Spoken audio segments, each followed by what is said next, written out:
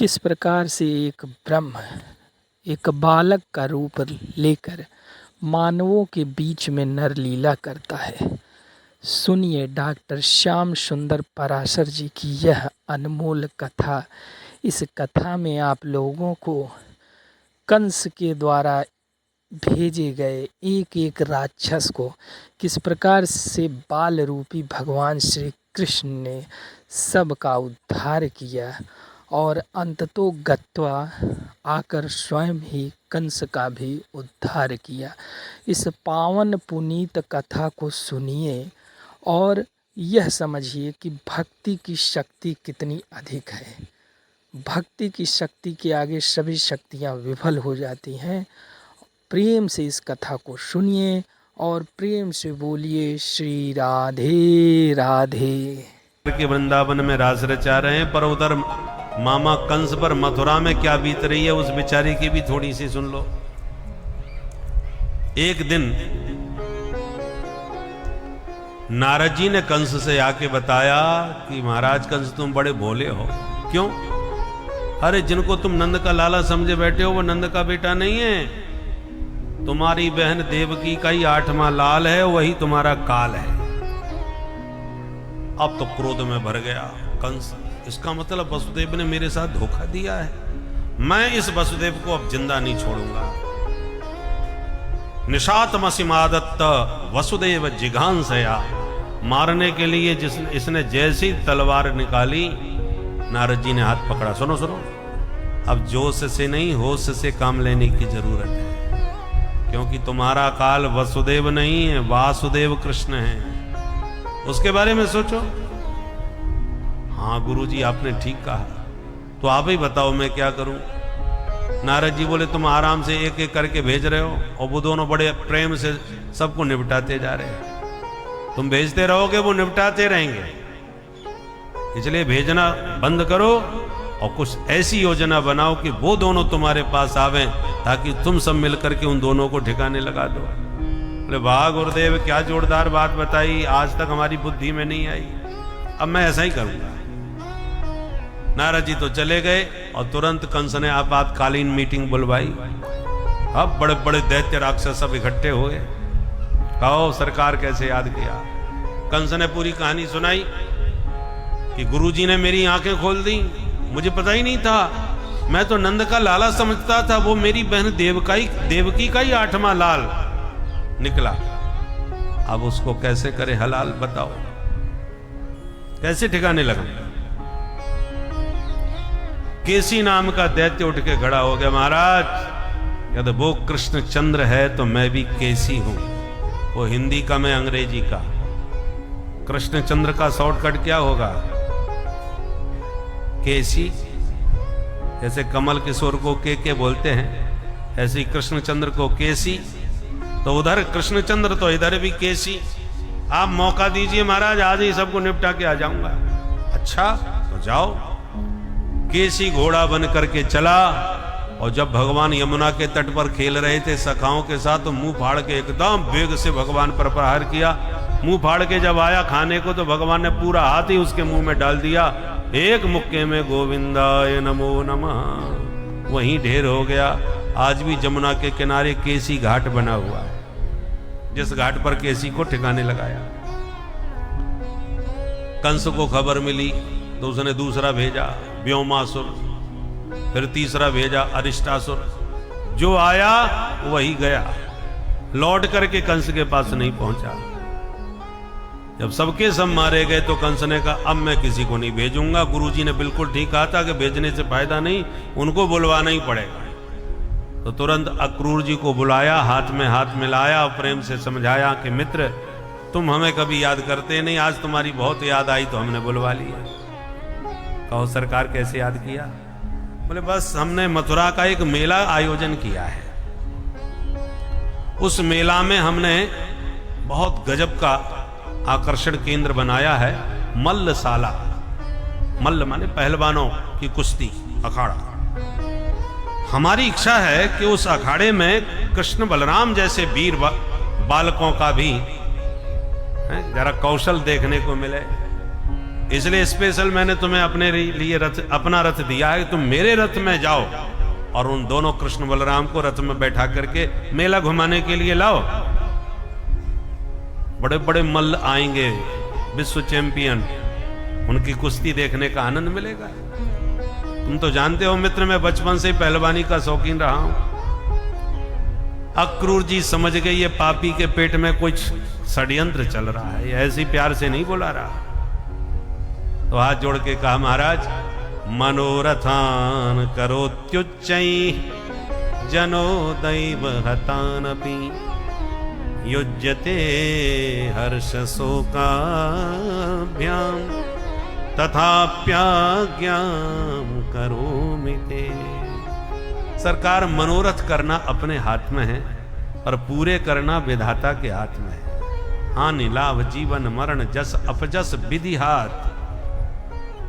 मुंगेरी लाल के हसीन सपने बहुत लोग देखते हैं, पर सपने सपने ही होते हैं, कितने पूरे होंगे ये तो समय बताता है। पर मैं तो आपकी आज्ञा का अक्षर से पालन करूंगा। इतना कह करके अक्रूर जी चल दिए रथ लेकर के, रात्रि घर विश्राम किया और उसित्वा रथमास्थाय प्रययौ नंद गोकुलम। दूसरे दिन सवेरा होते ही रथ पर बैठ के अक्रूर जी चल दिए वृंदावन। पर वृंदावन पहुंचते पहुंचते रथेन गोकुलम प्राप्त सूर्यश्चास्त गिरिम नृप। रथ जब वृंदावन में पहुंचा तो सूर्यास्त हो गया। क्यों जी, मथुरा से वृंदावन इतना दूर है कि रथ में गए सवेरे के और पहुंचे सायंकाल। अरे पैदल भी चलो तो इतना समय नहीं लगेगा मथुरा से वृंदावन पहुंचते।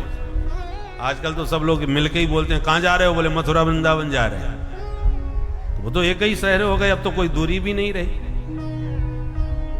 तो फिर अक्रूर जी को सुबह से निकल के शाम तक समय कैसे लग गया? बोले साहब रथ में बैठ के तो चल दिए, और जैसे घोड़े वृंदावन की ओर चले कि वृंदावन में की ओर देख करके अक्रूर जी कल्पनाओं में खो गए। आज मैं वृंदावन जा रहा हूं, मेरे कन्हैया मिलेंगे, मेरे को चाचा जी कह के बुलाएंगे, मेरा तो जीवन धन्य होगा। ये आंखें कितने दिनों से उनको देखने के लिए तरस रही थी, केवल कान ही कान सुन रहे थे कि कन्हैया ने आज ऐसा किया वैसा किया। आज प्रत्यक्ष उनको निहारूंगा। और भावनाओं में इतने डूब गए कि आंख बंद करके कल्पना करते करते कल्पनाओं में खो गए और लग गई प्रेम समाधि। अब घोड़े तो तब चलें जब कोई चलावे हाँके। थोड़ी दूर चल के घोड़े शांत, घोड़े भी शांत खड़े हो गए और ये आंख बंद की ये कल्पनाओं में खोए रहे। होश आया तो फिर घोड़े हाँके, 4 कदम चले तो फिर कल्पनाओं में डूब गए। ऐसी प्रेम में डूबते उछराते पहुंच गए वृंदावन धाम। सायंकाल के समय गैया दोहने के लिए जा रहे थे कन्हैया दाऊ दादा के संग, लोहनी हाथ में लेकर के। जैसे ही आगे बढ़े गोविंद को दूर से जाते देखा। दोनों ऐसे लग रहे थे जैसे शरद पूर्णिमा में 2 चंद्रमा प्रकट हो गए हों आकाश में। पीत नीलांबर धरऊ सरदम्बुर हेक्षणऊ। देखते ही दौड़ के अक्रूर जी ने गोविंद के चरण पकड़ लिए। भगवान ने तुरंत उठा करके अक्रूर चाचा को हृदय से लगा लिया। मेरे चाचा जी आ गए, चाचा जी आ गए। दोनों भैया बड़े प्यार से हाथ पकड़ के अक्रूर जी को भवन के भीतर लाए, ऊंचे सिंहासन पर बैठा के चरण धुलाए, भोजन पवाए, अतिथि भवन में लाके सुलाए। दोनों भैयाओं ने चरण दबाए। चाचा जी अब बोलिए अचानक कैसे आए? तो अक्रूर जी ने कंस का षड्यंत्र इशारे में बता दिया। बोले सर, उस पापी के पेट में कुछ षड्यंत्र है, उसने मुझे भेजा है आपको लेने के लिए, बहाना है मेला घुमाने का। भगवान हंसते हुए बोले चाचा जी, मामा जी बुलाएं और भांजे ना जाएं, ये कैसे हो सकता है? हम चलेंगे, परंतु ये षड्यंत्र वाली बात किसी से मत कहना, नहीं कोई जाने नहीं देगा हमको। ठीक है प्रभु। भगवान तुरंत नंद बाबा के पास आए। बाबा चाचा जी के संग हम मेला देखने जाएंगे मथुरा। नंद बाबा बोले खबरदार, मैं तो को अकेलो ना भेज सकूं लाला, तेरो का भरोसा कब कौन से लड़ भिड़ जाए। तेरी बहुत इच्छा रही है, मैं चलूंगा तेरे संग में, पूरा मेला घुमा के लाऊंगा। ठीक है बाबा, आपू चलो, मेला में सब कोई मेल होए, बच्चे बुढ़े सब जाए मेला में, आपू चलियो। ठीक है। तो नंद बाबा ने तुरंत पूरे ब्रज में वृंदावन में दुहाई लगवा दी। जो मथुरा को मेला देखबो चाहे सवेरे तैयार रह जाए। दुहाई लग गई, घर घर में बात फैल गई और गोपियों में चर्चा का विषय बन गई। सब गोपियां घरों से बाहर निकल आईं, आपस में बैठ के बातें करने लगी, विधाता ने ये हमारे साथ क्या कर दिया। जिन कृष्ण का दर्शन करते समय पलक गिराना भी हमें असहनीय हो जाता था, त्रुटिर युगायते, उन कृष्ण को देखे बिना कोई दिन भी बीत जाएगा ये तो सोचा भी नहीं था। विधाता ने हमारे साथ बहुत बुरा किया। अहो विधातस्तवन क्वचिद दया संयोज्य मैत्र्या प्रणयेन देहिन ताश्चाकृतार्थान विउनंश पार्थकम विक्रीडितं तेर्भक्चेष्टितं यथा। ये विधाता भी बच्चों जैसा खेल खेलता है। हम तो इसके खिलौने हैं, जब चाहा तब खेला, जब चाहा तब फोड़ा। दूसरी बोली, बहन विधाता को मैं नहीं जानती, न मैंने देखा है, पर मैं इस अक्रूर को जरूर देख रही हूं। भगवान जाने इसका नाम किसने रखा, इसका नाम क्रूर होना चाहिए। जो हमारे कृष्ण बलराम को हमसे छीनने के लिए आया है, इससे बड़ा क्रूर कौन होगा। सारी रात गोपियां यूं ही कभी किसी को दोष देती रही। सवेरा हो गया, प्रातः होते प्रभु नित्य कर्म से निवृत्त होकर के जैसे ही रथ में चलने के लिए विराजमान हुए, ब्रज गोपियों ने दौड़ के रथ को घेर लिया। किसी ने रथ का पहिया पकड़ लिया, किसी ने घोड़ों की लगाम, कोई मथुरा के मार्ग में लेट गई। अक्रूर जी किंग कर्तव्य विमूढ़ कैसे चलाएं रथ। भगवान ने रोकने का संकेत दिया और रथ में खड़े होकर के गोपियों को उपदेश दिया। देवियों दुखी मत हो, 2 दिन की बात है। आज मैं जा रहा हूं, कल मथुरा का मेला घूम लूंगा, परसों घर वापिस। सांत्वयामास सप्रेमई आयास्य इति दौत्यकैः, 1-2 दिन में लौट आऊंगा। गोपियां समझ गई ये स्वयं जाने के लिए बहुत उतावले दिखाई पड़ रहे हैं। जब ये स्वयं जाना चाहते हैं तो हमारे द्वारा रोकना ठीक नहीं, क्योंकि प्रेम का विशुद्ध स्वरूप होता है तत् सुख सुखित्वम। जो अपने प्रियतम के सुख में ही अपना सुख समझे, वो सच्चा प्रेम होता है। सुख और काम, देखो प्रेम और काम बाहर से एक से लगते हैं। जैसे एक प्रेमी अपने प्रियतम को चाहता है, वैसे कामी भी अपनी कामनी को चाहता है। चाह बाहर से दोनों की एक सी है, आकर्षण दोनों में है, पर अंतर बहुत बड़ा है। क्या? प्रिया प्रीतम के बीच में सुख राशि है। यदि वो सुख एक दूसरे को देने का प्रयास करते हैं तो वो प्रेम है, और वो एक दूसरे से सुख पाने का प्रयास करते हैं तो वो काम है। काम में स्वसुख की प्रधानता होता है, मुझे सुख मिले, ये कामना, और प्रेम में वो सुखी रहे। प्रेमी अपने प्रियतम को सुखी देखना चाहता है और कामी अपने को सुखी देखना चाहता है। यही प्रेम और काम का बहुत बड़ा अंतर है। गोपियों का काम नहीं, विशुद्ध प्रेम है। इसलिए जब उन्हें लगा कि स्वयं गोविंद जाना चाह रहे हैं और हम अपने सुख के लिए अपने प्रियतम को रोकें, तो ये प्रेम नहीं होगा। तुरंत मार्ग छोड़ दिया और रथेन वायु वेगेन कालिंदी मघनासिनी, तुरंत अक्रूर जी ने मौका मिलते ही रथ दौड़ा दिया। और जब तक रथ की धूल उड़ती रही, तब तक गोपियां निर्निमेष नयनों से निरंतर मार्ग निहारती रही। धूल शांत हो गई, गोपियां उदास हो गईं, लौट के अपने घर गईं, मानो मन मुरलीधर के साथ मथुरा चला गया। गोपियों की यह प्रेम स्थिति देख करके, विरह स्थिति देख करके अक्रूर जी का हृदय भी थोड़ा खिन्न हो गया। गोपियों के प्राण धन, जीवन धन, सर्वस्व को मैं उनसे छीन करके ले जा रहा हूं अपने साथ। और वो भी उस पापी कंस के पास जिसके भीतर दया नाम की चीज नहीं है। भगवान जाने इनके साथ क्या व्यवहार करेगा।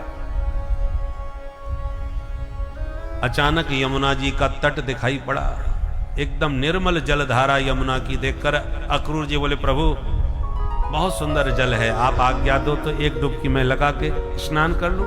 भगवान बोले अवश्य। तो ठीक है प्रभु, मैं अभी आया।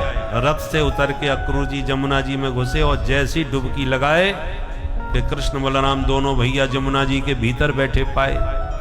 अक्रूर जी घबराई गाने लगे। अक्रूर जी समझ गए, अरे राम राम, ये तो मैं भूल ही गया कि ये तो साक्षात ईश्वर है, इनका कोई क्या बिगाड़ पाएगा। तुरंत चरणों में साष्टांग प्रणाम करके पूरे एक अध्याय में स्तुति गाई है। न तोस्मे हम त्वाखिल हेतु हेतुम नारायणं पुरुषमाद्यमव्ययम् यन्नाभिजातादरविन्दकोशात् ब्रह्मा विरासी यते सलोकः ब्रह्मा विरासी यत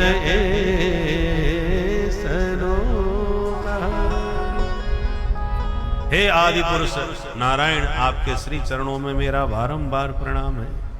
स्तुति करके जब लौटे भगवान मुस्कुराए, चाचा जी नावे में बड़ी देर लगाई दी आपने। अक्रूर जी तुरंत हाथ जोड़ के बोले, सरकार देर तो आपने लगवा दी, आप ही देर लगवाते हैं और आप ही पूछ रहे हैं कैसे देर हो गई।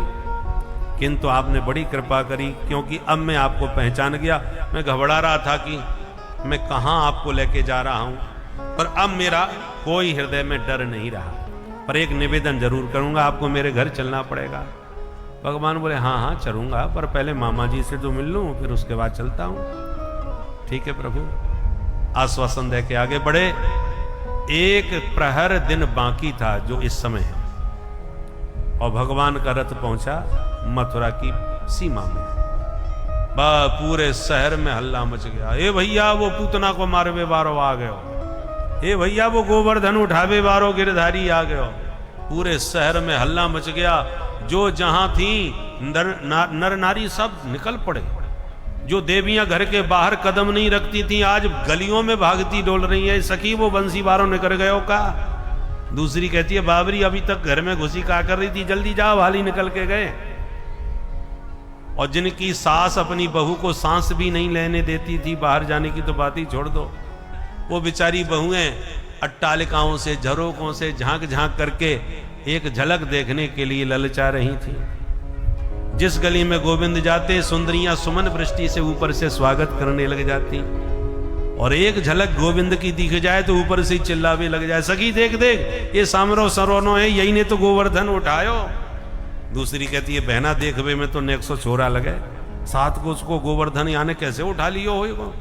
इतनी जोर से बातें करती हैं कि गली में जाते गोविंद के कान में आवाज पड़ती है तो जिधर से आवाज जाती है उधर ही प्रभु ताकने लग जाते हैं। और जिसको एक बार तिरछी निगाह से ताक लेते हैं वो तो बिल्कुल बाबरी है जाती है। सखी देख देख मेरी तरफ कैसे देख रहे थे। दूसरी कहती है, छोड़ तुझे तो देख ही रहे थे, मुझे देख के तो मुस्कुरा भी रहे थे। बोलो राधे राधे राधे। हमारे राम जी में और श्याम जी में बस इतना ही अंतर है। राम जी जब मिथिला में गए तब भी बड़ा हल्ला मचा, नर नारी सब उमड़े, पर राम जी ने एक बार भी निगाह उठा के किसी को नहीं देखा।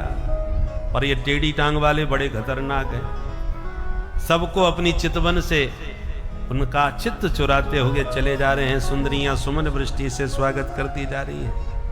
बोल बंसी वारे की जय।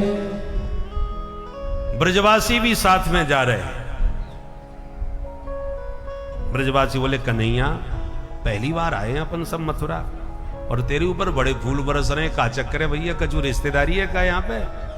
भगवान बोले, तुम्हें खबर ना है, यहाँ के महाराज कंस है ना, मेरे खास मामा जी लगे, तो मामा अपने भांजे को स्वागत ना करवाएंगे। ब्रजवासी बोले, दारी के ये बात तूने आज बताई है हमें, अरे ने पहले से बताई होती तो बढ़िया वाली बगलबंदी पहन के छैली छबीले छोरा बन के आते, तेरे मामा मिलते तो वो भी कहते हाँ कोई भांजे राजा आए। अब ये पुराने कपड़न में तो भिखारी जैसे दिखेंगे तेरे मामा के सामने, तू जाके मिलियो, हम ना मिलेंगे। कन्हैया बोले नाराज काहे क्यों है रहे हो, तुम्हें जो चाहिए मोए बताओ, मामा जी की यहाँ कोई कमी ना है, राजा हैं वो यहाँ के, तुम बताओ क्या चाहिए। ब्रजवासी बोले तो लाला सबसे पहले हमें पोशाक चाहिए, कपड़े चकाचक होना चाहिए। भगवान बोले अभी लो। 4 कदम आगे बढ़े के सामने से एक कंस का धोबी आ गया, और कंस का धोबी था तो बड़ी अकड़ करके डंडा घुमाता, मूंछों पर हाथ फेरता आ रहा था। चपरासी को अधिकारी से ज्यादा गर्मी होती है, तो कंस का धोबी था, बड़ी अकड़ में आ रहा था। पास पहुंचते ही भगवान बोले मामा जी राम राम। सोई धोबी नीचे से ऊपर तक घूरने लगा, ये मेरा भांजा कौन आ गया। बोला भाई तू कौन है, जान ना पहचान, मैं तेरा मेहमान, जबरदस्ती मामू बना दिया मुझे, मैं तेरे मामा कैसे लगा भाई। कन्हैया बोले देखो मेरा नाम कृष्ण कन्हैया, ये मेरे दाऊ भैया, बाकी सब सखा संगाती हैं, और यहाँ के महाराज कंस है ना, खास मामा जी लगे मेरे, तो मामा के गांव में सबरे मामा, या नाते आप बहू हो गए मेरे मामा। धोबी बोला अच्छा अच्छा, तो तेरा ही नाम कृष्ण है भाई, मैंने भी सुन रखा है, चलो जाओ अपने मामा से मिलो, तुम्हारे मामा जी स्वागत के लिए तैयार बैठे हैं, मिलो जा करके। भगवान बोले हम मिलवे ही जा रहे हैं, पर जल्दी जल्दी में पुराने कपड़ा पहने आए, और तुम्हारी पोटरी में बहुत बढ़िया बढ़िया पोशाक दिख रही है, ने एक अच्छी सी 2 पोशाक हमें निकाल के पहना दो, तो अच्छे से मिलेंगे, अच्छे से कपड़े पहन के। सोई धोबी लाल पीला हो गया। ईदृशा नैव वासांसी नित्यम गिरि वने चरा, जंगली कहीं के घमार ग्वारिया महाराज के कपड़े पहनने का स्वप्न देखता है, तूने सोच कैसे लिया, ये दिव्य कपड़े महाराज के और तू पहनेगा। अपशब्दों का प्रयोग किया तो घुमा करके भगवान ने कान के नीचे एक थप्पड़ मारा, तो रजकस्य कराग्रेण सिरह कायाद पातयत, एक थप्पड़ में उसकी गर्दन कट के दूर गिरी।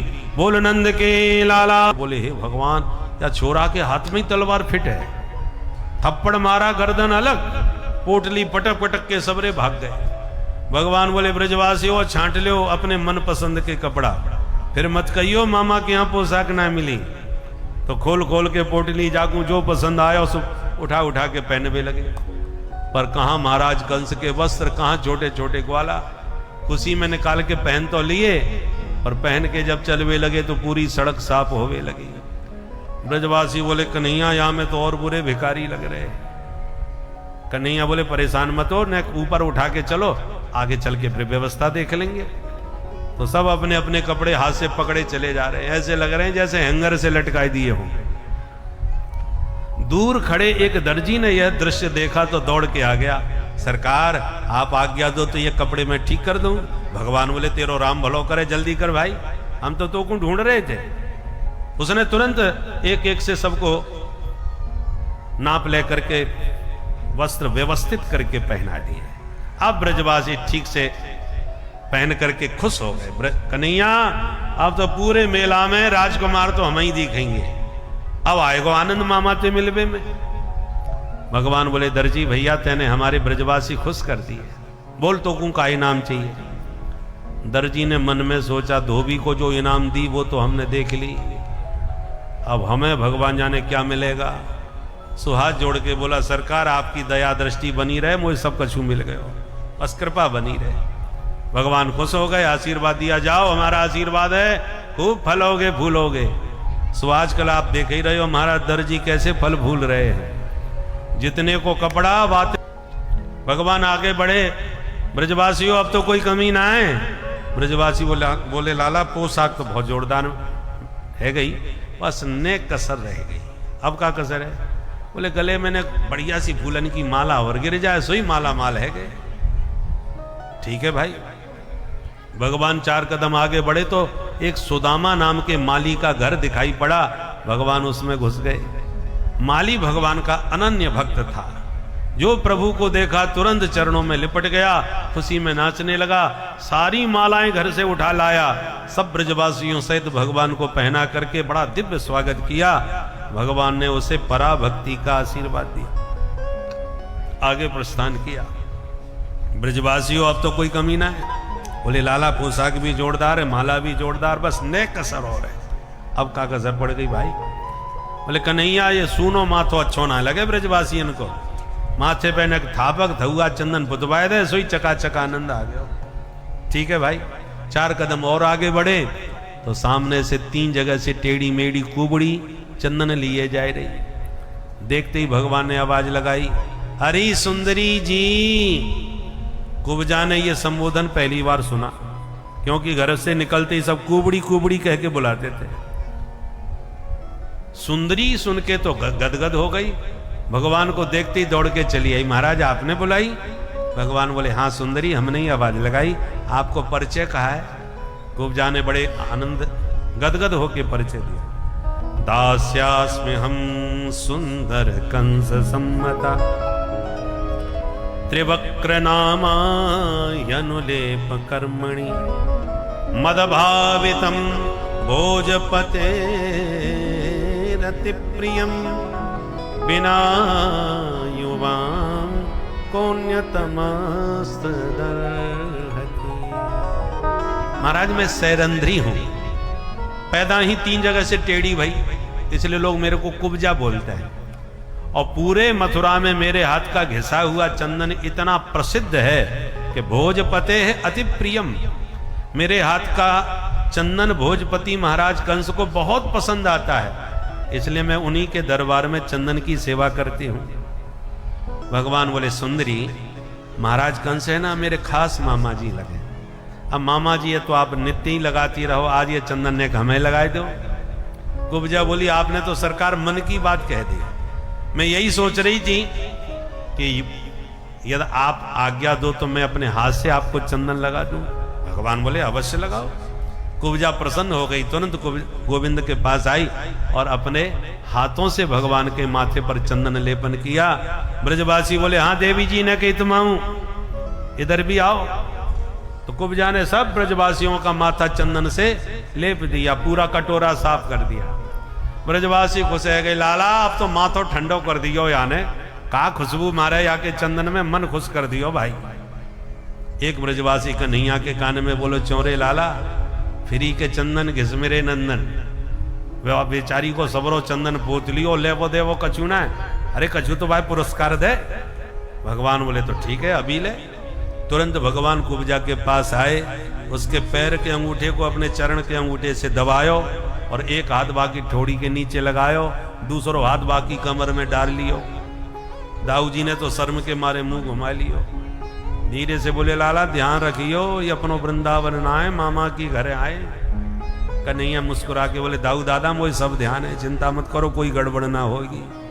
ब्रजवासी आंखें फाड़ के हंसते भय बोले लाला ये बीच बाजार में कहा करे भैया, पर कछू है जाए लाला तेरी। कुब्जा ने पीताम्बर पकड़ के प्रभु को इशारा किया, प्रभु घर चलो मेरे। भगवान बोले चलूंगा, पहले मामा जी से मिले आऊं फिर आता हूं। आश्वासन दे के आगे बढ़े। अब तो जितने बड़े बड़े व्यापारी उद्योगपति मथुरा के थे, वो जगह जगह पर भगवान का प्रभाव देख करके लौंग इलायची तांबूल खिला करके उनका स्वागत करने लगे।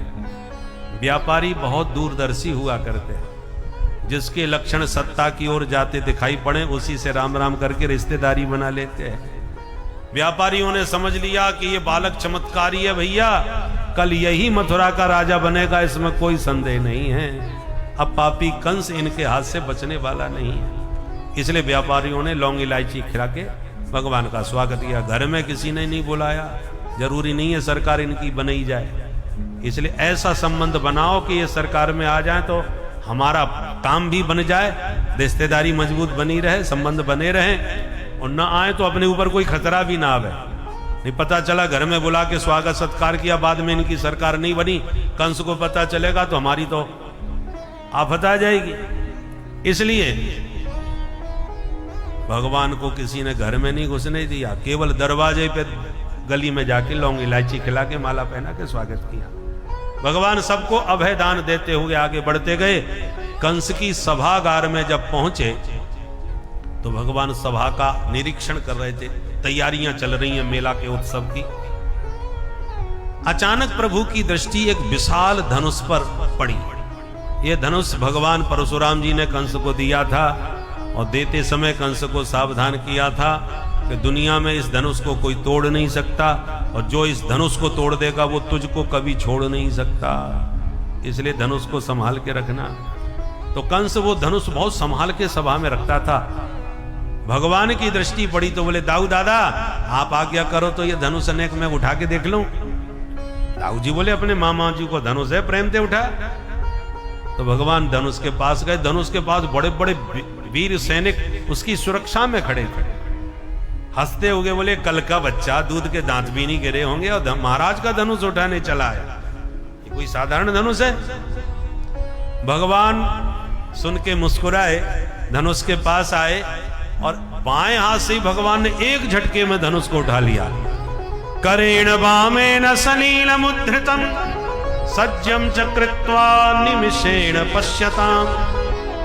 एक निमिष में पलक झपकते वाम कर कंज से धनुष उठा के जो ही उस पर प्रत्यंचा चढ़ाना चाहा कि धड़ाम भयंकर शब्द हुआ, धनुष के दो टुकड़े हो गए। कंस चिल्लाया ये क्या हुआ? सैनिकों ने कहा सरकार आपके भांजे ने आपका धनुष तोड़ दिया। सुनते ही कंस थर थर कांप गया, मन में विश्वास हो गया हमारी भी गारंटी खत्म, अब हम बचने वाले नहीं। बुरी तरह घबरा गया और भगवान लौट के विश्राम करने चले गए। रात में कंस को नींद ना आवे, थोड़ा सा झपका नींद का आवे तो खतरनाक सपने आवे। मरने से पहले मौत इशारा करती है और मृत्यु के क्या इशारे हैं ध्यान से सुनिए, उन इशारों को समझने की कोशिश कीजिए। जो व्यक्ति की मौत 2-4 दिन में ही होने वाली है उसको स्वप्न में जो मरे हुए लोग हैं वो दिखाई पड़ते हैं और बार बार उसे अपने गले लगाते हैं। तो मृतात्मा जो मर चुके हैं वो बार बार तुम्हें अपने गले लगाएं तो समझ लो तुम भी जैसी आराम होने वाले हो। दूसरी पहचान, चलते समय परछाई में छेद दिखाई पड़े या परछाई में आपका सिर ही आपको नजर ना आवे। अचानक प्रतिबिंब दिखाई पड़ता है ना, परछाई धूप में चल के देखो तो परछाई में छेद या छेद नजर आवे या सिर गायब नजर आवे तो समझ लो आपका समय हो गया पूरा। तीसरी विशेषता, कान अब जब बंद कर लेते हैं दोनों अंगूठे से कान को एकदम बंद कर लो तो आपको भीतर से एक विचित्र ध्वनि सुनाई पड़ती है। उसको प्राण घोष भी कहते हैं, उसको नाद ब्रह्म भी कहते हैं। भीतर से आपको एक गूंज सी सुनाई पड़ेगी, ओंकार की ध्वनि। और नित्य प्रति सुनने का अभ्यास करोगे तो आपको बिल्कुल स्पष्ट सुनाई पड़ने लगेगी। पर शांत वातावरण में जब कान बंद करके सुनोगे तब सुनाई पड़ेगी। और जिस दिन वो गूंज सुनाई न पड़े तो समझ लो जय सिया राम हो गए। मरने से पहले वो ध्वनि समाप्त हो जाती है। अभी कान बंद मत करना, अभी तो कथा सुनना। घर में जाके कान बंद करके अकेले में शांत बैठ करके सुनना, तब वो गूंज सुनाई पड़ेगी।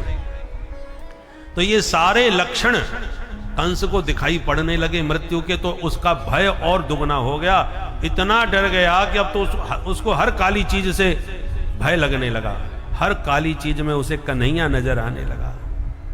सवेरा हुआ, भगवान चल दिए, सभा में घुसने लगे तो दरवाजे पर कुबलिया पीठ हाथी खड़ा। भगवान बोले भैया हाथी हटाओ, हमें भीतर जाना है। महावत ने अंकुश मारा, हाथी एकदम चिंगाड़ा क्रोध में होके दौड़ा। भगवान ने एक मुक्का हाथी के माथे पर मारा तो हाथी की आंखों में अंधेरा छा गया। लपक के भगवान ने उसके दोनों दांत पकड़ लिए, जोर का झटका मारा, कन्हैया के हाथ में हाथी के दांत उखड़ के आ गए। दाऊ जी बोले लाला एक दांत इसको फेंक, तो एक अपने हाथ में रखा, दूसरा दाऊ जी की ओर फेंक दिया और दोनों भैयाओं ने हाथी के लंबे लंबे दांत हाथ में लेके वो पिटाई करी कि हाथी महावत दोनों ही गोविंदाय नमो नमः। हाथी के दांत कंधे पे धर के अब भीतर घुसे। हजारों सभा के सदस्यों ने प्रभु के दर्शन किए, पर सभी को भगवान ने भावनानुसार भिन्न भिन्न दर्शन दिए। जिनके रही प्रभु की इस अनुपम लीला में आप लोग अभी तक जो सुने हैं उनका ध्यान से मनन कीजिए, ब्रह्म साक्षात्कार की अनुभूति कीजिए। जब एक दुष्ट राक्षस खल ईश्वर की संगत से सुधर सकता है तो साधारण जन का क्या कहना। और प्रभु की कृपा पात्र बने रहिए। इस कलयुग के आदि प्रभु श्री हनुमान जी महाराज के आप दर्शन कीजिए, क्योंकि भक्ति तो इन्हीं के प्रताप से है, भक्तों की रखवाली यही करते हैं। तो कथा के बीच बीच में आप लोग पवन पुत्र हनुमान जी के भी दर्शन कीजिए, उन्हें याद कीजिए। बोलिए जय श्री राम। दुर्भोजपते विराट विदुषां तत्त्वं परम योगिना प्रश्नीणां परदेवतेति विदितो रंगं गता साग्रज जिनके रही भावना भावना अनुसार सबने अलग अलग दर्शन किए। पहलवान जो बैठे थे उनको वज्र के समान कठोर दिखाई पड़े, स्त्रियां जो बैठी थी उन्हें कामदेव के समान सुकुमार दिखाई पड़े, योगी मुनीन्द्र संत बैठे थे उन्हें परम तत्व के रूप में भगवान का दर्शन हुआ, कंस को यमराज के रूप में दिख रहे हैं, नंद बाबा को नन्हे से लाला के रूप में निहार रहे दिख रहे हैं, सबको अलग अलग दर्शन हो रहे हैं। चाणूर ने खड़े होकर भगवान को चुनौती दी, हे कृष्ण बहुत नाम सुना है तेरा, चल मेरे से दो दो हाथ करेगा, आजा मैदान में अखाड़े में। भगवान बोले हे पहलवान थोड़ी बहुत लाज शर्म है कि मेला में बेच खाई, अरे तू पहाड़ जैसो पहलवान में 100 छोरा, मेरी तेरी कहा बराबरी, बाला भयम तुल्य बलई कीड़ श्यामो यथोचितम, हम बच्चे हैं तो बच्चों से ही लड़ेंगे, तुझसे नहीं लड़ेंगे। चाणूर बोला डरे मत, तू अपने हमको पागल समझ रखा है, अरे इतने बड़े हाथी को मार के दांत उखाड़ के ले आया और फिर भी अपने को बच्चा बता रहा है, कायर मत बन, हिम्मत है तो मुझसे लड़के दिखा। ब्रजवासी दौड़ के आगे, कन्हैया डर पियो मत, हम काय को आए तेरे संग में, अपने आप को अकेलो मत समझियो, दिखा दे पूतना बारे हाथ। भगवान बोले अच्छा ये बात, तो फिर आजा मैदान में। कमर में बांध पीताम्बर कूंद पड़े अखाड़े में, तो बले न सह मुष्टिका, उसका बड़ा भाई था मुष्टिकासुर, वो बलराम जी की ओर देख के बोला तुम खड़े खड़े क्या देख रहे हो, आओ मैदान में। दाऊ जी बोले हम यही देख रहे थे कि कोई जोड़ीदार मिल जाए तो मामा के अखाड़े में हम दो हाथ दिखा दें, आजा मैदान में। तो बले न सह मुष्टिका, बलराम जी मुष्टिकासुर से भिड़ गए। अब जो भयंकर युद्ध हुआ, हाथ में हाथ, एड़ी से एड़ी फंस गई महाराज, बड़ा भयंकर द्वंद युद्ध, कोई ऊपर कोई नीचे, बड़ी देर तक युद्ध चला महाराज, कोई फैसला नहीं। जब बहुत देर हो गई तो कंस आपा खो बैठा, सिंहासन पर, बहुत ऊंचे सिंहासन पर खड़े होकर के बोला चाणूर मार चाटा कर दे चकनाचूर। जोश में आकर के चाणूर ने एक मुक्का मारा, भगवान ने कहा तूने मुक्का मार दिया तो एक चांटा मेरी भी चाक ले। दौड़ के भगवान ने उसके गाल में एक चांटा मारा, एक चांटे में चारों कोने चित गिरा, चाणूर चकनाचूर हो गया। दाऊ जी ने देर नहीं लगाई, घुमा करके एक मुष्टिका सिर पर जमाई तो मुष्टिकासुर ढेर हो गया। सल तो सल आए, उन्हें भी परलोक पहुंचाए। कूट नाम का दैत्य आया तो दो मुक्के में कन्हैया ने कूट को भी कूट दिया। बाकी के पहलवान अपने आप ही भगदड़ मच गई, भागने लग गए। जैसे ही पहलवानों में भगदड़ मची, कंस आपा खो बैठा, चिल्लाने लग गया पकड़ लो इन दोनों बच्चों को, जिंदा न जाएं, इन्हें मारूंगा, इनके बाप को मारूंगा और अपने बाप को भी मार डालूंगा। तो भगवान समझ गए इसका बैलेंस बिगड़ गया, इसका संतुलन बिगड़ गया। भगवान ने दौड़ के एक छलांग मारी, कंस के सिंहासन पर पहुंच गए गिरधारी, पकड़ के मामा की चुटिया हिला डाली। कंस थर थर कांपने लगा। भगवान बोले पापी, तूने मेरी माँ देवकी को विवाह के अवसर पर केस पकड़ के गिराया, केशव तेरे केस पकड़ने आया। और घुमा करके भगवान ने उसकी चुटिया हिलाई और एक धक्का बड़ी जोड़ का मारा सिंहासन से, चक्कर खा करके कंस धरती पर गिरा। सुखदेव जी वर्णन करते हैं, चाणूरे मुष्टिके कूटे, सले तो सल के हते, शले को शल के हते, शले को शल के हते, ऐसे प्रभु मल्ला, सर्वे प्राण परी सभा, सर्वे प्राण परी सभा, सर्वे प्राण परी सभा।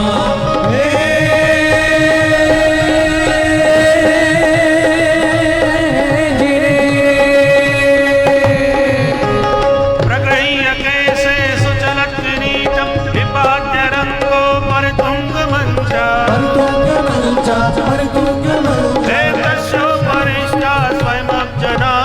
कपात विश्वास आत्मतंत्र, कपात विश्वास आत्मतंत्र, हे भगवान स्वाश्रयात्मतम्। एक धक्का मारा, धरती पर कंस गिरा, विश्व भार लेके भगवान उसकी छाती पर कूद पड़े। गिरते ही कंस के प्राण गोविंदाय नमो नमः। बोल कंस मर्दन भगवान। भक्तों में जय जयकार होने लगा और आतंकवादियों में हाहाकार होने लगा। सारे दैत्य प्राण बचा के भागते हुए नजर आने लगे, परंतु सारी सभा ने भगवान कृष्ण को जगत गुरु घोषित कर दिया। वसुदेव सुतं देवं कंस चाणूरमर्दनम् देवकी परमानंदम श्री कृष्णं वंदे जगद्गुरु। चारों ओर भगवान की जय जयकार हुई। भगवान ने तुरंत जेल खाने में जाकर के अपने नाना उग्रसेन और माता पिता देवकी वसुदेव को बंधन से मुक्त किया और तुरंत मथुरा नरेश कंस के पिता उग्रसेन को घोषित कर दिया। व्यापारी जो बाहर भाग गए थे कंस के आतंक से पीड़ित होकर, उन्हें जब पता चला कि धर्मनिरपेक्ष सत्ता गई रसातल में, अब तो धर्मानुशासित सत्ता महाराज उग्रसेन की स्थापित हुई है, तो सब लौट लौट के अपने देश वापस आ गए, अपने घरों में लौट आए। भगवान ने नंद बाबा को समझा बुझा के ब्रजवासियों के साथ वृंदावन वापस लौटा दिया और कहा, बाबा मैं बहुत जल्दी मिलने आता हूं।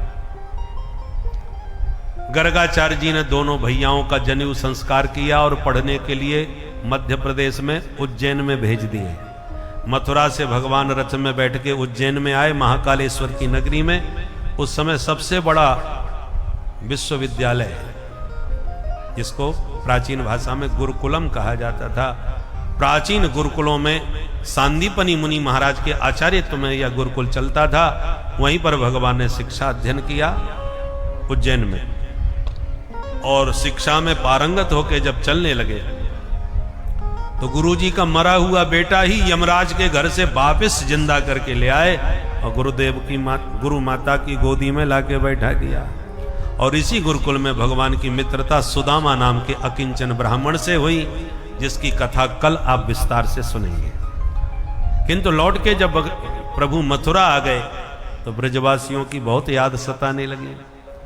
तो एक दिन भगवान अपने मित्र उद्धव जी से बोले, मित्र उद्धव, मुझे अहरनिश अपने ब्रजवासियों की बहुत याद आती है। मथुरा में मेरे सुख सुविधा की कोई कमी नहीं है। मेरे माता पिता जन्म देने वाले यहाँ हैं, परंतु उन ब्रजवासियों की बात ही कुछ और है। ऊधो मोहे ब्रज बेसरत नाही, ऊधो मोहे। वह ब्रह्म, वह परमात्मा अपने मित्र उद्धव से कहता है कि उद्धव, मुझे ब्रज बिसरता नहीं है, मुझे ब्रज हमेशा याद रहता है, क्योंकि वहाँ की भक्ति अथाह है और इस अथाह भक्ति के आगे मैं हमेशा झुकता रहता हूँ। कहा भी गया है कि भक्त से बड़े भगवान होते हैं।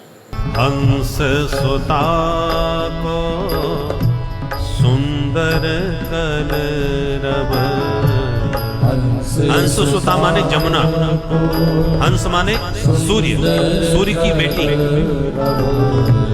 हंस सुता को सुंदर कलरव, हंस सुता को सुंदर कलरव, और कदमन की छाही ऊधो, और कदमन की छाही ऊधो मोहे ब्रज बेसरत नाही, ऊधो मोहे ब्रज बेसरत नाही।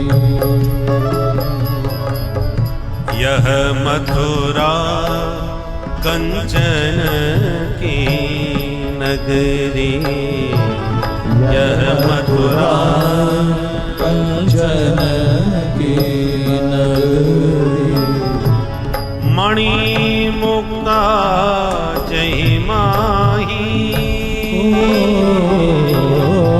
मणि मुक्ता जय माही। जब ही सुरत आवत बासुक की, जब ही सुरत आवत बासुक की, जियऊ मगध सुधि नाही, जियऊ मगध सुधि नाही। मोहि ब्रज बिसरत नाही, मोहि ब्रज बिसरत नाही। ब्रज का वर्णन करते करते गोविंद इतने भाव विवल हो गए कि प्रेमाश्रु छलकने लगे, कंठ अवरुद्ध हो गया। उद्धव जी देख करके हैरान हो गए। जिन ब्रजवासियों में गोविंद इतना प्रीति रखते हैं कि उनका नाम लेके उनका स्मरण करके इतने भावुक हो जाते हैं, कुछ तो विशेषता उन ब्रजवासियों में होगी। ऐसी क्या विशेषता हो सकती है? पढ़े लिखे तो वो है नहीं, योग्यता उनमें कुछ है नहीं, तो फिर ऐसा क्या आकर्षण है? उत्कंठा उत्पन्न हुई। भगवान बोले, मित्र उद्धव, प्रेम अन्योन्याश्रित होता है, वो सतत हमको याद करते होंगे, इसलिए हमें उनकी याद आती है। एक ही समाधान है मित्र, एक बार तुम चले जाओ और कुछ ऐसा उपदेश उनको दे के आओ कि वो सदा मेरे निर्गुण निराकार ब्रह्म स्वरूप में ही अपना मन लगाने लग जाएं, मुझे भूल जाएं, तो ही संभव है मैं उन्हें भुला पाऊं। उद्धव जी बोले, जैसी प्रभु की आज्ञा, आप कहोगे मैं चला जाऊंगा, समझाता हूं। भगवान ने तुरंत अपना पीताम्बर ओढ़ा करके उद्धव जी को विदा किया। उद्धव जी जाने लगे, पर मन में विचार करने लगे कि मेरे जैसा पढ़ा लिखा इतना बड़ा विद्वान, और उन गंवार ग्वालों को मैं समझाऊंगा तो क्या समझाऊंगा? तत्त्वमसि प्रज्ञानम ब्रह्म अहमात्मा ब्रह्म सोहम, ये सब वेद के महावाक्य हैं। इनको जहत अजहत लक्षणा व्यंजना के द्वारा परिभाषित करूंगा तो कोई समझ ही नहीं पाएगा, मेरी भाषा ही उनके पल्ले नहीं पड़ेगी, तो क्या समझाऊंगा? ज्ञानी तो हैं, पर भगवान इसलिए भेज रहे हैं कहीं कि ये ज्ञानी कहीं ज्ञानाभिमानी ना बन जाए, इसलिए इलाज करने के लिए भेजा था।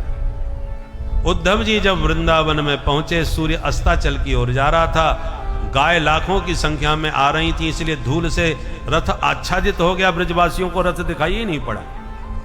नंद द्वार पर पहुंच गए और नंद भवन में प्रवेश किया। नंद बाबा ने जब देखा तो पीताम्बर पर दृष्टि पड़ी, अरे ये पीताम्बर तो मेरे कन्हैया का है, लगता है कन्हैया आ गया।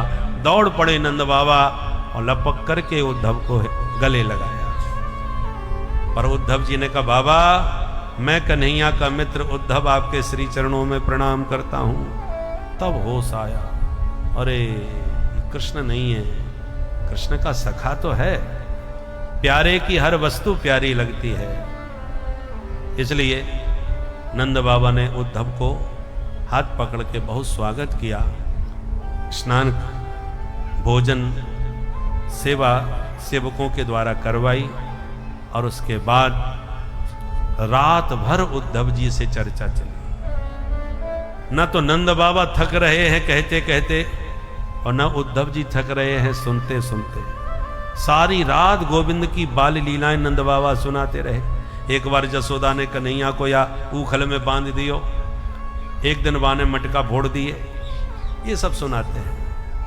और अपने प्रभु की ये बाली लीलाएं सुनकर के उद्धव जी एकदम आनंद में गदगद हो रहे।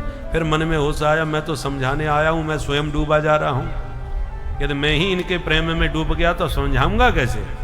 तुरंत संभल के बोले, बाबा आप एक बात ध्यान से सुने, बुरा मत मानना। कहो भैया। बोले, बाबा जिन कृष्ण को सिर्फ आप अपना बेटा समझते हैं, वो सिर्फ तुम्हारा बेटा नहीं है, वो कण कण में व्यापक रहने वाला ब्रह्म है, ईश्वर है। ईशावास्यमिदं सर्वम, सब जगह घट घट में वही तो समाया है, आकाश की तरह। वो तुम्हारे घट में भी है, तुम्हारे भी भीतर है। अपने भीतर वाले कृष्ण को पहचान लो बाबा, कभी उसका वियोग सताएगा नहीं, सदा तुम्हारे भीतर। अनुभव करोगे। नंद बाबा बोले उद्धव तुम बुरा मत मानना, तुम कहते हो मेरा कृष्ण घट घट वासी है, कण कण में रहता है, उसका कोई रूप रंग नहीं है। पर जिन आंखों ने उसका रूप देखा है, जिन कानों ने उसकी बंसी सुनी है, उन आंख और कानों को हम कैसे कहें कि उसका कोई रूप नहीं है। अखियां हरि दर्शन की प्यासी, इन आंखों ने उसका रूप देखा है, इसलिए रूप सुधा की वो प्यासी हैं। इन आंखों की प्यास तो उसकी रूप सुधा का अमृत पान करके ही बुझेगी। तेरे कहने से आंखें मानने वाली नहीं है कि उसका रूप नहीं है। तेरे कहने से ये कान नहीं मानने वाले के वो निर्गुण है, निराकार है। अरे वो निर्गुण निराकार होता तो बंसी कैसे बजाता? कानों ने तो बंसी की तान सुनी है। स्थिति बिल्कुल ऐसी बन गई जैसे कोई प्यासा पानी की बूंद को तरस रहा हो, पानी पानी पुकार रहा हो, प्यास से प्राण निकल रहे हो, और उसी समय कोई महानुभाव आकर के उसे पानी का प्रवचन सुनाने लगे। अरे बाबा पानी कहाँ नहीं है, ये क्या पानी पानी चिल्लाते रहते हो? अरे तुम अपने पेट में शरीर में देखो, आपने अपने शरीर में भी पानी है, पानी ना हो तो मर जाएंगे हम। अरे अपने शरीर में क्या, ऊपर देखो ये बादलों में भी पानी है, नीचे देखो सारी धरती के नीचे पानी है, जहाँ खोदो वहीं पानी है। नीचे पानी, ऊपर पानी, भीतर पानी, बाहर पानी, और तुम क्या पानी पानी चिल्ला के रो रहे हो? तो क्या प्यासा प्रसन्न हो जाएगा? कभी नहीं। वो हाथ जोड़ के एक ही बात कहेगा, महाशय मुझे पानी का प्रवचन मत दो, मुझे पानी दो। मेरी प्यास पानी के पीने से बुझेगी, पानी के ज्ञान से या प्रवचन सुन के नहीं। उसी प्रकार नंद बाबा को नंद नंदन कृष्ण चाहिए, और उद्धव जी कृष्ण तत्व का रहस्य बतला रहे हैं, कृष्ण तत्व बतला रहे हैं, तो नंद बाबा की प्यास कैसे बुझे? सारी रात बीत गई बातों में। प्रातः हुआ तब तक गोपियों को पता चला कि कोई आया है मथुरा से गोविंद का संदेश लेकर। टूट पड़ी सब गोपियां, घेर लिया रथ, रथ तो यही है, इसी रथ में प्यारे गए थे मथुरा, लगता है उनको लेके कोई आ गया। फिर बोली नहीं नहीं वो तो नहीं आने वाला, वो तो ब्रज को छोड़ के ऐसे भागा है जैसे जंगल में आग लगने पर जानवर भाग जाते हैं, जैसे फल विहीन वृक्ष से पक्षी उड़ जाते हैं, जैसे अतिथि भोजन करके चले जाते हैं, जैसे अध्ययन करके विद्यार्थी गुरु जी को दंडोत करके चले जाते हैं, जैसे पंडित जी दक्षिणा लेके चले जाते हैं, जैसे धनहीन पुरुष का गणिका वैश्या परित्याग करके चली जाती है, जैसे निकम्बे राजा को प्रजा त्याग देती है, ऐसे ही कृष्ण ने ब्रज को छोड़ दिया है। उसके आने की उम्मीद नहीं करो। इतने में उद्धव जी आ रहे थे स्नान करके, उन्होंने गोपियों की बातें सुनी। एक भौरा गुनगुनाता हुआ किशोरी जी के चरणों में बैठ गया, तो किशोरी जी तो भौरे से ही बतियाने लगी। इसी का नाम भ्रमर गीत। सब सखियां भौरे से बात कर रही हैं।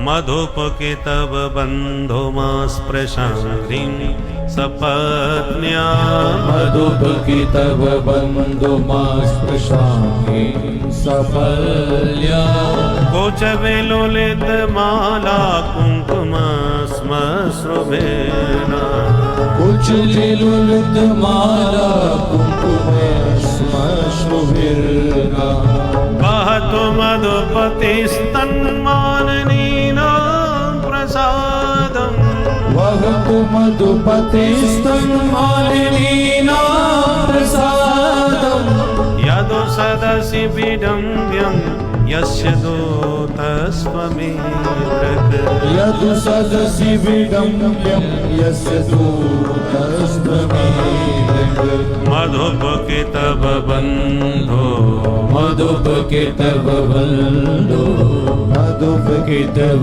बंधो। मधुप माने मधु का पान करने वाला, भौरा, और मधुप माने शराबी भी होता है, जो मधुशाला में मधुपान करे वो भी मधुप। और मधुप शब्द में श्लेष है। गोपियां कहती हैं मधुप, भौरे को भी संबोधन है और शराबी के प्रति भी संकेत है। भौरा तो एकदम उन्मत्त है, शराब पी के व्यक्ति जैसे उन्मत्त हो जाता, पागल हो जाता है, तो भी पागल है। कैसे है? क्योंकि तेरी मूंछों में जो कुछ कुमकुम लगा हुआ है, उन मूछों के साथ तू हमें चिढ़ाने के लिए आया है क्या? गुनगुना करके कृष्ण ने तुझे लगता है बिल्कुल अपना पट्ट शिष्य बना के भेजा है। सारे लक्षण तुझ में उसके घट रहे हैं। तू भी नीला नीला, वो भी नील वर्ण का, तेरे पंख भी पीले, वो भी पीतांबरधारी, तेरा मुख लाल, वो भी बिंबा फलाधरोष्टम, लाल लाल अधरों वाला है। तू भी चंचरीक है, किसी पुष्प विशेष से तुझे कोई प्यार नहीं है, सब फूलों का रस पान करता हुआ और बगीचा में उन्मत्त विचरण करता है। यही लक्षण तेरे कृष्ण के भी है। त्वमी दृक्, इसलिए खबरदार जो हमारे चरणों से तूने स्पर्श किया तो भाग यहां से। काले सब कपटी होते हैं, हमने समझ लिया, इसलिए अब हमें तुमसे बात नहीं करनी। उद्धव जी ये सब सुन रहे थे। एक गोपी बोली, सखी वो आज का कपटी नहीं है, जन्म जन्म का कपटी है। बोले तुझे कैसे मालूम? बोले देख, दो बंदर सगे भाई थे, आपस में झगड़ा हो गया। पढ़े लिखे भाइयों में झगड़े हो जाते हैं तो बंदर तो झगड़ते ही रहते हैं। दो प्रेमी भाई बंदरों में जब झगड़ा हुआ तो इस कपटी ने एक को मित्र बना लिया, दूसरे को छुप करके शिकार करके मार डाला था। मैंने ऐसा सुना है। बोला बताओ, बंदर का कोई शिकार करता है जो इस कपटी ने किया? बाली सुग्रीव बंदर जाति के ही तो भाई थे। इसने सुग्रीव को मित्र बना के बाली को धोखे से मारा। दूसरी बोली, बहन बिल्कुल ठीक कह रही है, मैं और बताऊं इसकी कपट कहानी। इसने स्त्रियों के साथ हमेशा कपट किया है, तुझे कैसे मालूम? बोले देखो, बेचारी सूपनखा अच्छे खानदान की थी, इनकी सुंदरता पर रीझ गई, कितना बढ़िया ब्यूटी पार्लर से मेकअप करवा के बन ठन के आई, रुचिर रूप धर प्रभु पहे आई। कितने प्यार से आई थी, शादी करवाने आई थी, इनसे प्यार करती थी इसलिए। पर इस कपटी ने उसे नकटी करके भगा दिया। स्वयं शादी करी नहीं, दूसरे के मतलब की छोड़ी नहीं। अब तू बता, कोई प्रेम करने वाली स्त्री से कोई इतना क्रूर व्यवहार करेगा जो इस कपटी ने किया? तीसरी बोली, बहन मैं भी सुनाऊं इसकी कहानी, तू भी सुना। बोले एक बार ये बौना बन के बलि के यहाँ गया था, 3 चरण भूमि के दान का संकल्प पढ़वा लिया और नापते समय अपने हाथ पैर ऐसे पसार दिए कि बेचारे का सब कुछ लूट लिया। इसके पेट में दाढ़ी है, हमेशा सबसे कपट करता है। उद्धव जी सुन सुन के तो सिर पकड़ के बैठ गए, हे भगवान, मैं तो इनको गंवार ग्वाली नहीं समझता था, ये तो सब कुछ जानती हैं कि वे ही राम हैं, वे ही वामन हैं, वे ही कृष्ण हैं। भगवान के प्रत्येक अवतारों का स्वरूप इनको ज्ञान है। उद्धव जी चरणों में गिर पड़े गोपियों के, और ऐसा प्रेम उद्धव जी के भीतर उमड़ा गोपियों के दर्शन और उनकी बातें और उनकी स्थिति को देखकर कि 6 महीने तक उद्धव जी को होश नहीं आया कि मैं क्यों आया हूं और कहां आया हूं। उवास कतचिन मासान, 6 महीने बाद जब होश आया तो इतने बदल चुके थे उद्धव भीतर से कि ब्रज की धूल को माथे से लगा के कहते हैं, आसा महो चरण रेणु जो सामहम श्याम वृंदावने किमपि गुलमलतौ सधीना। हे विधाता, जीवन में एक ही आशा करता हूं, पूर्व जन्मों में जो भी मैंने अब तक पुण्य किए हों उन सब का एक ही फल दो कि दोबारा जब मुझे जन्म मिले तो श्री धाम वृंदावन में मिले। भले ही गुलमलता औषधि घास फूस जो चाहो सो बनाओ, पर बनाना वृंदावन धाम में। इतने प्रेम में डूब गए और ब्रज धूल को अपने अंग से लगा करके जब पहुंचे वापिस मथुरा, देखते ही हालत भगवान समझ गए कि इनकी क्या स्थिति है। मुस्कुरा के बोले, आओ ज्ञानी जी महाराज, ऐसा कौन सा वेदांत का प्रवचन सुना दिया जो 6 महीने का समय लगा दिया? तुम तो घंटा 2 घंटा को समझाने के लिए गए थे। उद्धव जी बोले, बात मत करो कृष्ण, तुम कितने निर्दयी और निष्ठुर हो ये आज मुझे पता चल गया। परसों की कह के आप ब्रज से निकले हो, आज बरसों बीत गए आपको, एक बार भी उन बेचारी गोपियों पर आपको दया नहीं आई?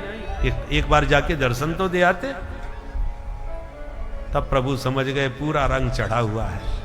उद्धव जी को तुरंत गले लगाया और दिव्य दृष्टि देकर के दिव्य वृंदावन का दर्शन कराया, जो इन चर्म चक्षुओं से अलौकिक वृंदावन नहीं दिखता, दिव्य दृष्टि से ही दिव्य वृंदावन का दर्शन होता है। अदृश्यन चर्म चक्षुषा। तब उद्धव जी ने देखा कि श्री राधा रानी कोई और नहीं, भगवान की ही आत्मा है।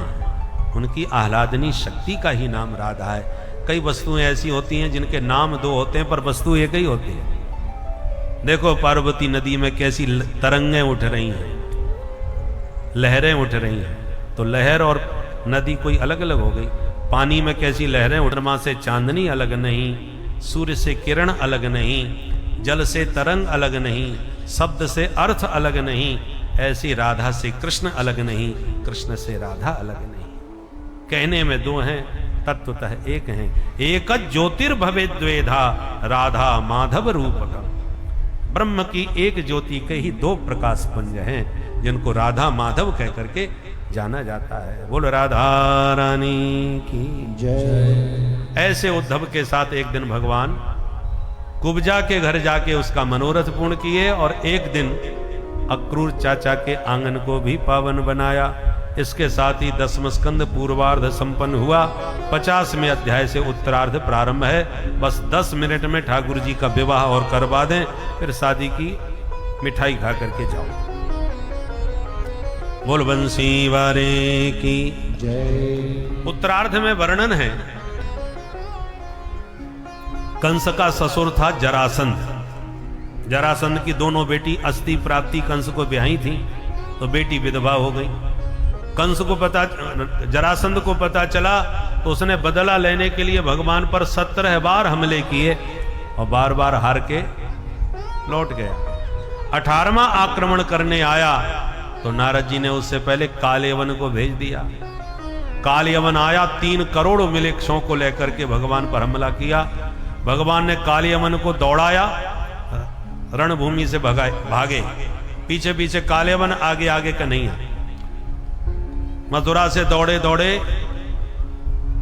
आगरा आ गए, फिर आगरा से दौड़े दौड़े धौलपुर आ गए। धौलपुर में है मुचकुंद गुफा, भगवान उस गुफा में घुस गए। मुचकुंद महाराज जी सो रहे थे, उनको अपना पीताम्बर उड़ा के भगवान छुप गए। कालयवन को लगा कि इतनी दूर दौड़ा के लाया और यहां के तांदुबट्टा सो गया कृष्ण। एक लात घुमा के मारी तो तुरंत मुचकुंद महाराज जग गए और जैसी उनकी दृष्टि पड़ी तो जल करके राख का ढेर हो गया कालयवन। क्योंकि मुचकुंद महाराज को देवताओं ने सुलाया था और कहा था जो तुम्हें जगाएगा वो जल करके राख हो जाएगा। तो कालयवन को भी राख बना दिया और भगवान ने मुचकुंद को भी जगा दिया। उनसे मुचकुंद ने स्तुति करी, कहा प्रभु अपने चरण कमलों की भक्ति दो। भगवान बोली जिंदगी सोने में बिता दिया, ऐसे भक्ति थोड़ी मिलेगी, एक जन्म और लो फिर हमारे पक्के भक्त बनोगे। वे ही मुचकुंद महाराज कलयुग में नरसी भगत बन करके प्रकट हो गए और तब उनकी भक्ति जगत व्याप्त हुई और परम भक्ति के अग्रण पंक्ति में आए।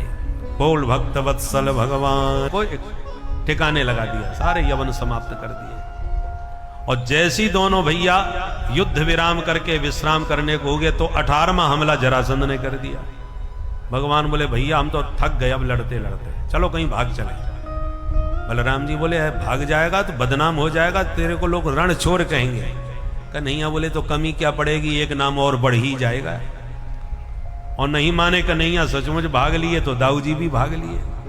दोनों भैयाओं को भागते देखा तो जरासंध हैरान हो गया, क्योंकि 17 बार हार के गया था और 18वीं बार इसने 11,000 ब्राह्मणों को अनुष्ठान में बैठा दिया और सबसे कह दिया जीत गया तो माला माल कर दूंगा और हार गया तो एक भी पंडित जिंदा नहीं जाएगा यहां से। तो पंडित जी सबरे मंत्र भूल गए, भगवान को याद करें, हे द्वारका, हे गोविंद आप तो ब्रह्मण्य देव हो, नमो ब्रह्मण्य देवाय। ब्राह्मणों के लिए अवतार लेते हो, विप्र धैनु सुर संत हितलीन मनुज अवतार। सबसे पहले विप्र बैठे, तो जब ब्राह्मणों के लिए अवतार लेते हो तो एक बार ब्राह्मणों के लिए हार भी जाओगे तो क्या फर्क पड़ता है। तो भगवान उन ब्राह्मणों के प्राण बचाने के लिए स्वयं रणछोर बन के हार करके भाग गए। जरासंध ने पीछा किया, भगवान एक प्रवर्षण पर्वत पर चढ़ गए। जरासंध ने उस पहाड़ में चारों तरफ से घेर के आग लगवा दी। भगवान पहाड़ की गुफा में से सीधे समुद्र में निकले और समुद्र में जाके दिव्य द्वारकापुरी बसा के भगवान द्वारकाधीश बन गए। बोले द्वारिका का शंख बजा के घर गया और तब से ब्राह्मणों का पक्का भक्त बन गया यह जरासंध। और इधर द्वारकाधीश बन के भगवान ने पहला विवाह रुक्मिणी जी से संपन्न किया। कैसे किया 5 मिनट में सुन लो। राजा सीद भीष्म को नाम विदर्भाधिपतिर्महान विदर्भ देश के महान राजा भीष्मक, इनके 5 बेटा थे और इकलौती बेटी नाम था रुक्मिणी। बेटी सयानी हुई तो 5 पुत्रों से परामर्श लिया पिता ने, बच्चों क्यों ना अपनी बिटिया का विवाह हम द्वारकाधीश कृष्ण से करें, हमारा ये विचार है, बाकी तुम बताओ। बड़ा बेटा बिगड़ गया, पिताजी उस भगोड़े का नाम मत लेना मेरे सामने, वो रण चोर कहीं का, कायर, उसके साथ आप मेरी बहन के विवाह की सोच कैसे सकते हैं? आप बुढ़े हो चुके हैं, विश्राम कीजिए। हम 5 भाइयों की इकलौती बहनें, देखना कितना धूमधाम से विवाह करेंगे, आप तो देखते जाइए। ठीक है बच्चा, जो अच्छा लगे करो, आज के बाद हम विवाह शादी की कोई बात नहीं करेंगे, तुम ही संभालो। बड़ा बेटा उठ के चल दिया और शाम को घर लौट के आके कहता, पिताजी परसों बारात आ रही है बहन जी की। अरे वाह बेटा, परसों बारात ही आ जाएगी? बोले हाँ, मेरा तो ऐसे ही काम है, चट मंगनी पट विवाह, देर का कोई काम नहीं। तो ये तो बता कहां से आएगी बारात? बोले चेदी नरेश दम घोष का बेटा शिशुपाल है, उससे बात पक्की कर दी है, वो दूल्हा बन के आ जाएगा। तो बेटा सगाई करके आया था क्या? बोले सगाई वगाई क्या होती है, आप तो देखते जाइए, ये पुरानी रूढ़ परंपराओं को छोड़िए, चटपट का मामला देखिए। ठीक है बेटा, देखेंगे तुम्हारा आधुनिक विवाह। पिताजी बेचारे चुप। बच्चे जब ज्यादा होशियारी मारने लगते हैं तो बुजुर्गों को फिर हाथ जोड़ के ही काम चलाना पड़ता है। और याद रखिए, जवानी अंधी होती है, बुढ़ापा लंगड़ा होता है। आपने अंधे लंगड़ों की कथा सुनी होगी कि गांव में लग गई आग, अंधा देख नहीं सकता किधर जाऊं, और लंगड़ा चल नहीं सकता कैसे जाऊं। तो अंधे ने लंगड़े से कहा, तू मेरे कंधे पर बैठ, तू देखता जाना, मैं चलता जाऊंगा। तो लंगड़े को कंधे पर बैठा लिया अंधे ने, और लंगड़ा कहता अब इस तरफ चल, अब इस तरफ चल। वो तो जहां जलता आग लगी थी उधर ही भाग रहा था अंधा, मुझे तो पता नहीं, पर लंगड़े ने रास्ता बताया। लंगड़े की आंख और पैर का काम किया अंधे ने, दोनों मिलजुल करके वो भयंकर दावाग्नि से बच करके निकल के चले गए, बच गए। उसी प्रकार बुढ़ापा लंगड़ा है पर अनुभव की आंख उसके पास है। जवानी अंधी है, जोश तो बहुत है पर होश कुछ नहीं। क्या करना चाहिए, कैसे करना चाहिए, ज्ञान नहीं है, विवेक नहीं है। और जीवन भर के ठोकर खाते खाते बुजुर्गों को बहुत पक्के अनुभव होते हैं। तो बुजुर्गों का अनुभव और युवकों का जोश, बुजुर्गों का होश और जवानों का जोश, दोनों मिलके जब काम करेंगे तब समस्या ऐसी संसार की कोई नहीं जिसका समाधान और हल न हो सके। इसलिए दोनों को मिलके काम करना चाहिए। बुजुर्गों के परामर्श से, जामवंती जी बुढ़े थे, जामवंत मंत्री अति बूढ़ा, जामवंती जी रास्ता बताते थे क्या करना है, और हनुमंत लाल जी अपने जोश से उस कार्य को सफल करके दिखाते थे। तो दोनों को मिलकर कार्य की सफलता का श्रेय प्राप्त होता है। तो सुखदेव जी कहते, राजन जब युवकों ने दिखाया अपना काम तो बेचारे भीष्मक जी मौन हो गए, जो अच्छा लगे करो, देखेंगे तुम्हारे आधुनिक जमाने का विवाह। पर रुक्मिणी को खबर मिली तो रोती रोती भाभी जी के पास गई, भाभी जी भैया ने ये क्या कर दिया, मेरे मन मंदिर में मुरलीधर माधव बैठे हैं और भैया न जाने कहां मेरी बात ही पक्की करे आए, परसों बाराती आ रही। अब आप बताओ मैं क्या करूं? भाभी जी ने कहा बैठ के रोने से कुछ नहीं होगा, जल्दी कुछ कर। तो क्या करूं? बोले कुछ न बने तो पत्र लिख करके डाल। रुक्मिणी जी ने तुरंत 7 श्लोकी पत्र लिखा और एक ब्राह्मण को हाथ में दिया। बोले महाराज जी ये पत्र मेरे प्रियतम प्रभु को द्वारका में जाकर के दीजिए। बोले बिटिया चिंता मत कीजिए। पंडित जी ने दौड़ लगाई और द्वारकानाथ के दरबार में जाके पत्र दिया। भगवान ने हाथ पकड़ के जोरदार स्वागत किया, अंतःपुर में ले जाकर के स्नान करा के नए कपड़े पहना के बढ़िया खीर मालपुआ रबड़ी जलेबी छनवाई। और उसके बाद महाराज अब बोलिए कहां से आना हुआ है? पंडित जी ने पत्र देके कहा जल्दी पढ़ लो, समय बहुत कम बचा है। तो आप ही पढ़ के सुना दो। पंडित जी ने कहा प्राइवेट पत्र है, आप ही पढ़ो तो ज्यादा अच्छा है महाराज, ये कोई राजा का राजनैतिक पत्र नहीं है। भगवान बोले ब्राह्मण मेरे इष्ट देव हैं, मैं ब्राह्मणों को अपना आराध्य मानता हूं, इसलिए आप संकोच न कीजिए, जो लिखा है पढ़ दीजिए। तब पंडित जी ने प्रसन्नता से पत्र पढ़ा। रुक्मिणी लिख रही हैं, श्रुत्वा गुणान भुवन सुंदर शृण्वतांते निर्वेश्य कर्ण विवरै हरतोंगतापम हे भुवन सुंदर, हे अच्युत, मैंने आज तक नहीं देखा आपको, पर इतना सुना है आपके बारे में कि सुनते सुनते आप कानों के द्वारा मेरे हृदय में उतर आए हैं, मन मंदिर के देवता बन गए हो। किंतु परसों ही मेरा हाथ थामने कोई दूसरा पुरुष आ रहा है तो शेर के भागों को गीदड़ उठा के न ले जाए, इसलिए आप समय पर आइए, मेरा हाथ पकड़ के मुझे यहाँ से ले जाइए। पर इतना ध्यान रखिए, मेरे भैया आपके विरोध में खड़े हैं, उनको मारना पीटना मत। तो उसका उपाय क्या है, उसका भी मैंने समाधान खोज लिया है। विवाह से पहले मैं माता पूजने जाऊंगी सखियों के साथ, उसी मंदिर में मिल जाना तो सारी बात बन जाएगी और झगड़ा भी नहीं होगा। घर से मुझे ले जा पाना संभव नहीं होगा, मंदिर में संभव है। परंतु यदि आप समय पर नहीं मिले तो मैं 100 जन्म लेने को तैयार हूं, पर विवाह करूंगी तो सिर्फ आपके साथ, आपकी रुक्मिणी। पत्र सुन के माधव मुस्कुराने लगे और बोले, पंडित जी बिल्कुल यही हालत हमारी भी है। मैंने भी रुक्मिणी के बारे में इतनी प्रशंसा सुनी है कि उनकी प्रशंसा सुनते सुनते हमारे मन मंदिर में भी वो विराजमान हो गई हैं। 5 दिन से जागरण कर रहा हूं, नींद ही नहीं आती, निद्राम च न लभे निशी। तो पंडित जी बोले, फिर देर किस बात की, चलो हमारे साथ। बिल्कुल चलते हैं। रथ तैयार किया, ब्राह्मण को बैठाया रथ में, भगवान ने चाबुक चलाया, घोड़े उड़ गए।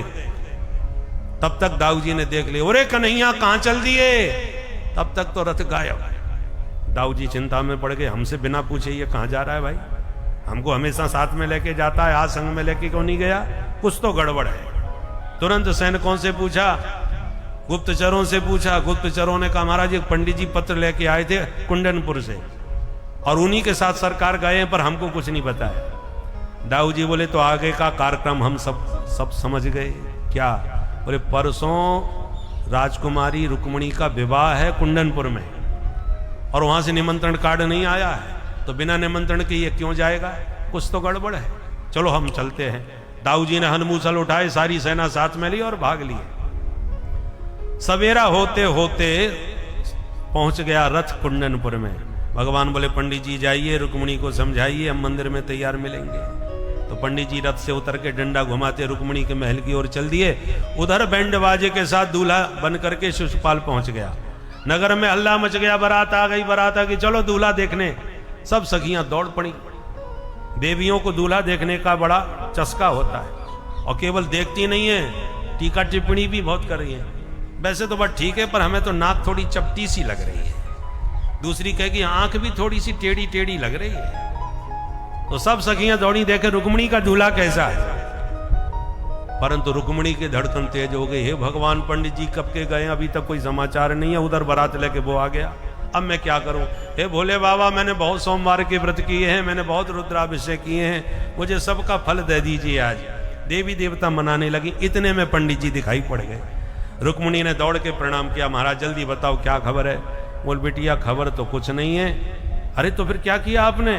बोले, डरो मत, जिसको खबर भेजी थी मैं उसी को पकड़ के ले आया, चिंता मत करो, मंदिर में मिलेंगे तैयार। अब तो रुक्मिणी इतना सुन करके नृत्य करने लगी प्रसन्नता में, और बार बार ब्राह्मण को नमस्कार करके विदा किया और 16 श्रृंगार करके रुक्मिणी सखियों के साथ मंगल गीत गाती मंदिर में पहुंची।